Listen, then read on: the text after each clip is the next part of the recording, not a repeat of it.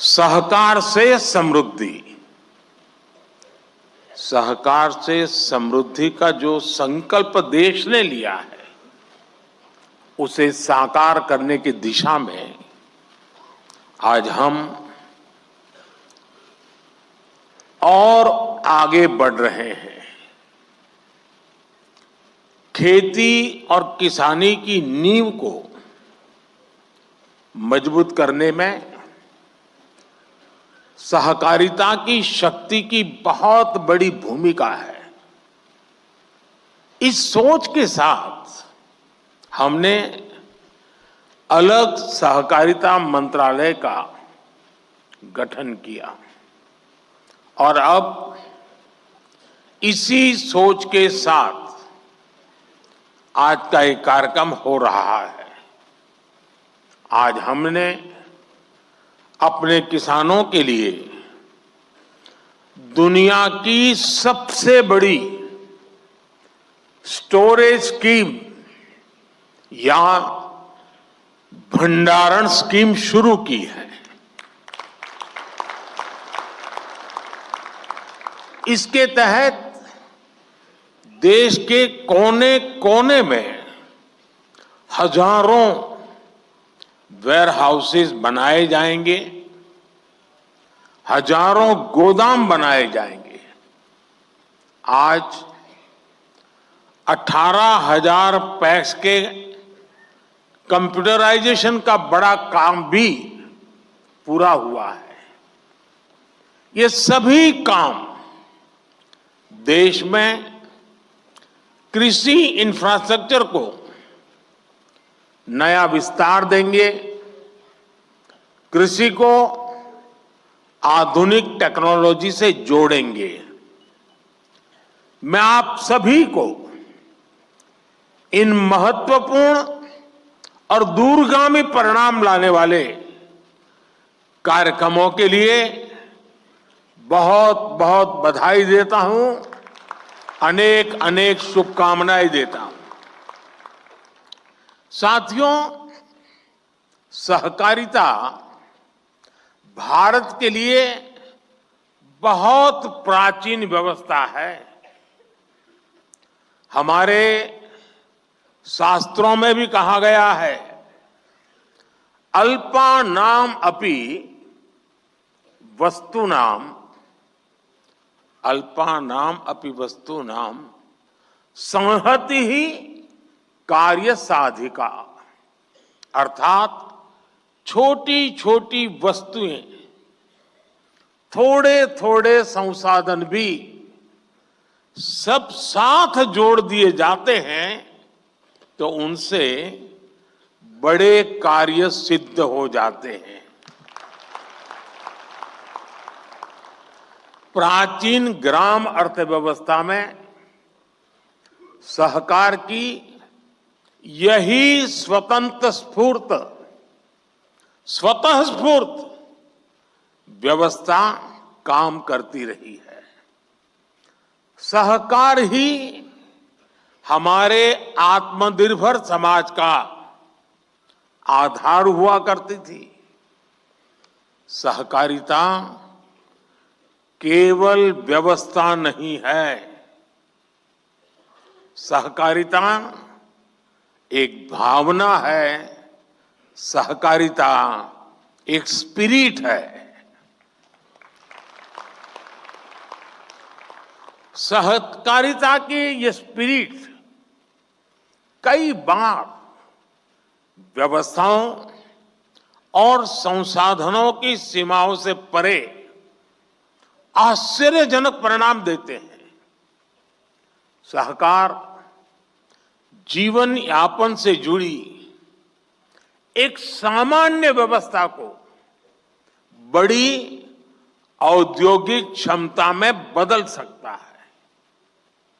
ये देश की अर्थव्यवस्था के, खासकर ग्रामीण और कृषि से जुड़ी अर्थव्यवस्था के कायाकल्प का एक प्रामाणिक तरीका है।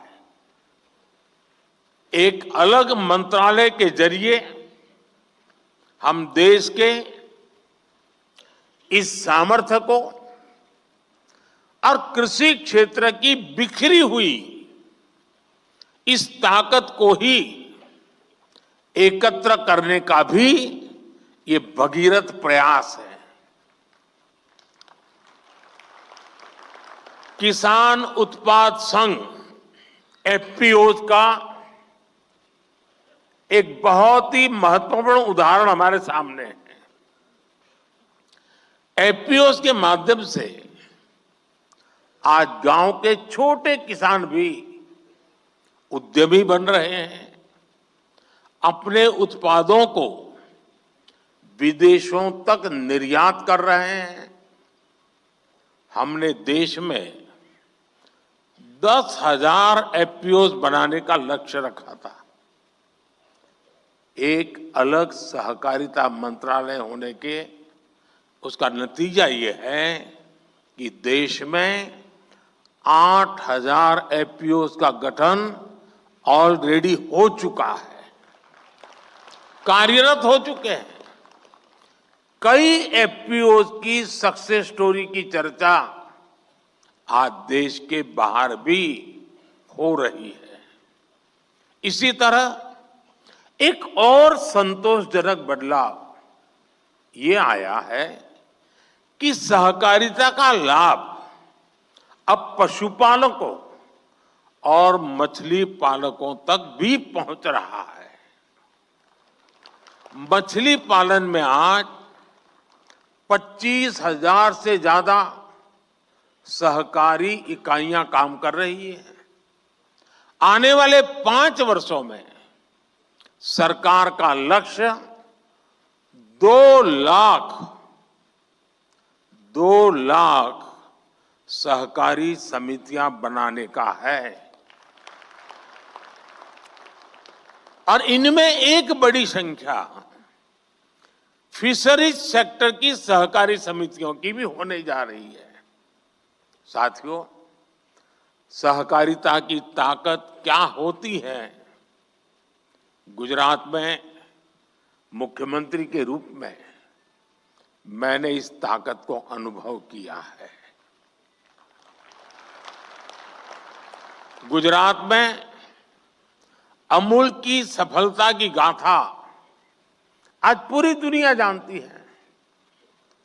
हम सब दुनिया भर के बाजार में पहुंच चुके लिज्जत पापड़ के बारे में भी जानते हैं।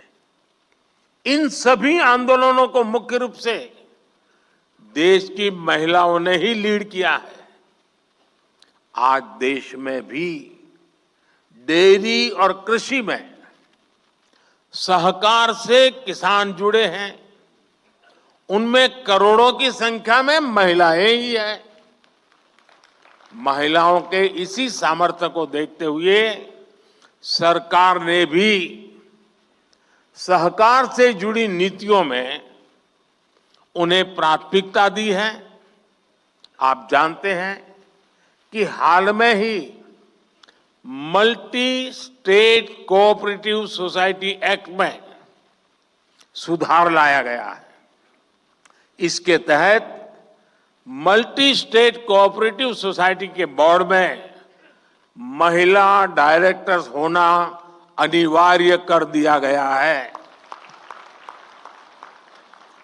हमारे देश में संसद में अगर नारी शक्ति वंदन अधिनियम पास होता है तो बहुत चर्चा होती है, लेकिन ये उतनी ही ताकत वाला बड़ा महत्वपूर्ण कानून हमने बनाया है, लेकिन बहुत कम लोग उसकी चर्चा करते हैं।